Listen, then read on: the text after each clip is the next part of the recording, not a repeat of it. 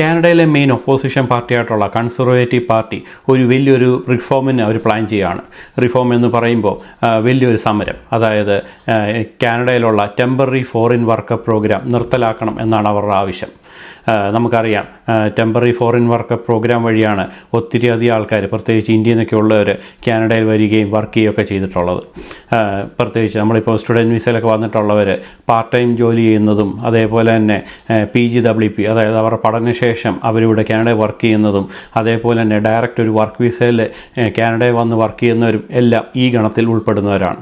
അങ്ങനെയുള്ള അവരെ എല്ലാം ഈ പ്രോഗ്രാം നിർത്തലാക്കുന്ന വഴി തിരിച്ച് ഇന്ത്യയിലേക്ക് അയക്കണം എന്നാണ് കൺസർവേറ്റീവ് പാർട്ടിയുടെ ഒരു മെയിൻ പ്ലാൻ എന്ന് പറയുന്നത്. അതിൽ പ്രകാരം വലിയൊരു മാറ്റമാണ് ഇനി കാനഡയിൽ സംഭവിക്കാനിരിക്കുന്നത്. കൺസർവേറ്റീവ് പാർട്ടിയുടെ ഈ ഒരു ആവശ്യം ലിബറൽ പാർട്ടി അംഗീകരിച്ചേ പറ്റത്തുള്ളൂ. കാരണം ഫോറിൻ ടെമ്പററി പ്രോഗ്രാം നിർത്തലാക്കുന്ന വഴി കാനേഡിയൻസ് അല്ലെങ്കിൽ കാനഡയിൽ വോട്ടവകാശമുള്ള ആൾക്കാർക്കാണ് ഇത് കൂടുതലും പ്രയോജനം ചെയ്യാൻ പോകുന്നത്. അതുകൊണ്ട് തന്നെ ഈ ആവശ്യം ഇവിടുത്തെ ഭരിക്കുന്ന ഗവൺമെൻറ്റിനെ ഒരു പരിധിവരെ അംഗീകരിച്ചേ പറ്റത്തുള്ളൂ. ഇതിനെക്കുറിച്ച് ഡീറ്റെയിൽഡായിട്ടാണ് ഞാൻ ഇന്ന് പറയാൻ പോകുന്നത്. എല്ലാവർക്കും പുതിയൊരു വീഡിയോയിലേക്ക് സ്വാഗതം.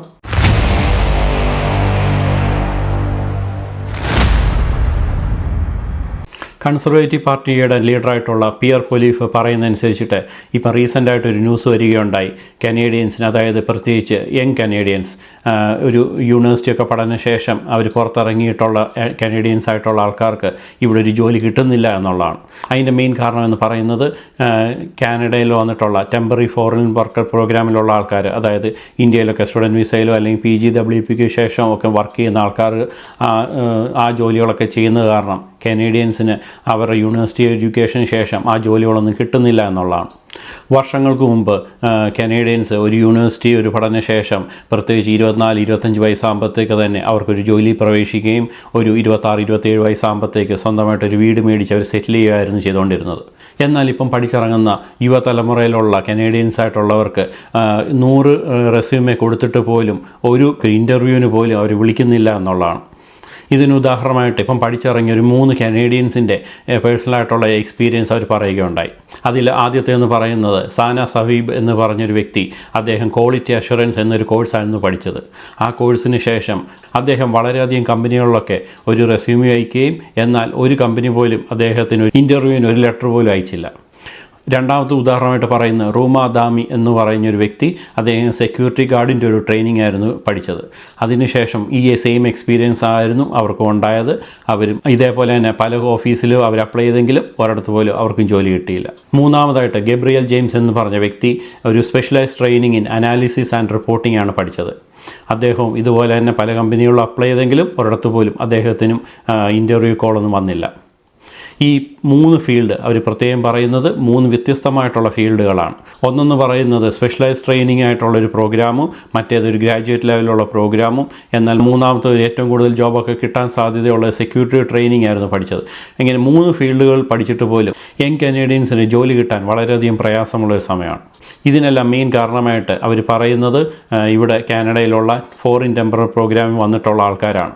കാരണം അങ്ങനെയുള്ള ആൾക്കാർ പല സ്ഥലത്തും ചെറിയ ഒരല്പം $1-2 കുറവിന് പോലും വർക്ക് ചെയ്യാൻ റെഡിയാവുകയും മാത്രമല്ല പല കമ്മ്യൂണിറ്റികളും ഇന്ത്യൻസിന് കൂടുതൽ പ്രിഫർ ചെയ്യുന്ന രീതിയിലൊക്കെ ജോലി കൊടുക്കുന്നതും ഒക്കെയാണ് കാരണം. കാനഡയിലെ ഒരു മെയിൻ ഒപ്പോസിഷൻ പാർട്ടിയായിട്ടുള്ള കൺസർവേറ്റീവ് ഈ ഒരു റിഫോമിന് അവർ തയ്യാറെടുക്കുമ്പോൾ ഇപ്പോൾ ഭരിച്ചുകൊണ്ടിരിക്കുന്ന ലിബറൽ പാർട്ടിക്ക് ഈ ആവശ്യങ്ങൾ കുറച്ചൊക്കെ അംഗീകരിച്ചേ പറ്റത്തുള്ളൂ. കാരണം ഇതെല്ലാം കാനേഡിയൻസായിട്ടുള്ളവർക്ക് ഫേവർ ചെയ്യുന്നൊരു കാര്യമായതുകൊണ്ട് തന്നെ ഇതിന് ആവശ്യങ്ങൾ അവർ അംഗീകരിച്ചില്ലെങ്കിൽ ഇനി അവരുടെ പാർട്ടിയുടെ വിലയിടുകയും മാത്രമല്ല പെട്ടെന്ന് തന്നെ ഇപ്പം ജസ്റ്റിൻ ട്രൂഡോ എങ്ങനെ ആ സ്ഥാനത്തു നിന്ന് ഇറങ്ങിയെന്നൊക്കെ നമുക്കെല്ലാം അറിയാവുന്നതാണ്.